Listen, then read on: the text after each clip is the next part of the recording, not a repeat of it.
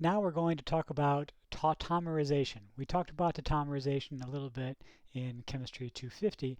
Now we're going to focus on a very specific tautomerization. Again, tautomerization is just moving a proton from a carbon here up to the oxygen over there. So it kind of jumps a few atoms over.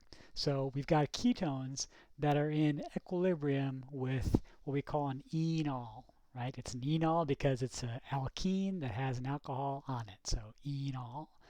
For most ketones, the equilibrium is going to lie very, very far toward the ketone side, not very much for the enol side. So if I take an NMR of acetone, then I'm only going to see something that looks like this. I'm not going to see, for instance, any alkene proton. That's not always the case. For instance, this pentane dione is mostly enol at equilibrium. And if you were to take an NMR of this, you'd actually see both of these things in appreciable amounts. So the difference between these two is that here, this double bond is in resonance with this carbonyl. So we've got this resonance that makes this particularly stable for an enol. The most stable enol is phenol. So phenol is almost entirely the enol form. We don't really see any evidence of something that looks like this. Let's look at the mechanism for how enols are formed. So even though I said that at equilibrium it's almost all ketone, it's very, very little enol in the system, the rate between the two is very fast. So at all times there's always a little bit going to the enol very quickly and a little bit coming back. So it's a fast rate, it's just that most of it at any given time is the ketone. How does it form the enol? Again, we can look at acid catalysis or base catalysis. So for acid catalysis, here we've protonated our carbonyl compound, and then we will take a proton from carbon in that second step, right? So two things have to happen, right? I need to give oxygen a proton and take a proton from carbon. So if we have base catalysis, we're just changing the order of operations. So under base catalysis, first I have base take a proton from carbon, and then in a second step, oxygen takes the proton from the base. So again, two things have to happen. Oxygen needs to gain a proton, and this carbon needs to lose a proton. And depending on whether you're an acid or base catalyst, you'll do one step first, then the other, or vice versa. Enols are weak nucleophiles. So if I've got a pot of ketone, I will always have some enol in the pot. I don't need a strong acid catalyst or strong base catalysis. Even the amount of acid that is on the surface of glass, right? So unless I specially treat my glassware, I'm always going to have a tiny, tiny bit of enol, even if I think I'm exactly at pH 7. Okay, so I always have a little bit of enol around. Enols are weak nucleophiles, but the cool thing about them is that they're ambident nucleophiles, right? So ambident, back to etymology corner, ambi means both, like ambidextrous, and dent means tooth, like dandelion, right? Tooth of the lion. So an ambident nucleophile is one that has two teeth, right? It can either bite the electrophile from carbon or from oxygen, right? So I can imagine it reacting with this oxygen to give some intermediate like that, or I can imagine it reacting with carbon, as in this resonance structure, to give resonance structure, or to give an intermediate like this. So I can compare, if my question is, where is this nucleophile going to react? Will it react at oxygen or carbon?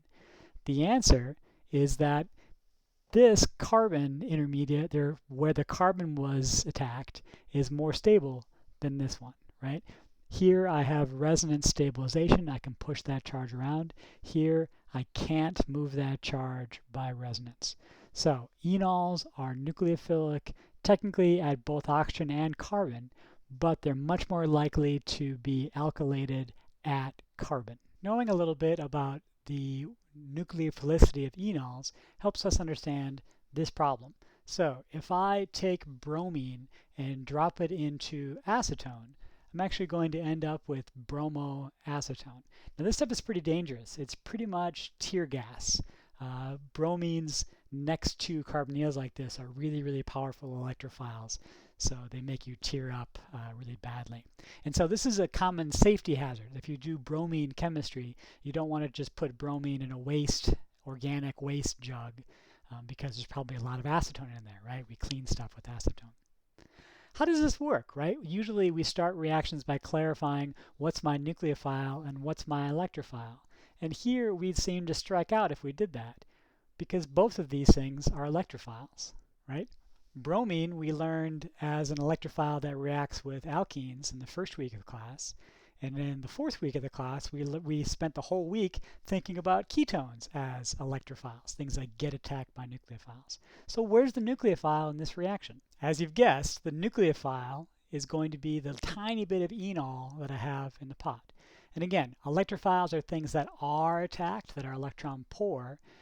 Nucleophiles are things that are electron rich. And this enol has sort of a 4-electron pi conjugated network. One of these lone pairs overlaps with the pi bond. And so this is electron rich at carbon. So this is the nucleophile, and bromine is the electrophile. So let's draw our arrows.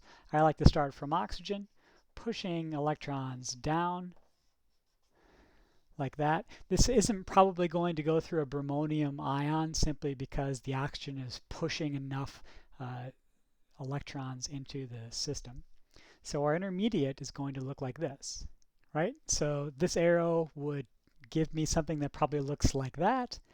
I've got the conjugate acid of my product here, and here you can draw, you could draw bromine minus acting as the base to take that hydrogen. Really, it's probably anything else in the pot, be it water or whatever your solvent is. But in the end, all something needs to do is come in to take that proton, and that gets you to the end. This is about the only reaction that will actually use an enol as our nucleophile.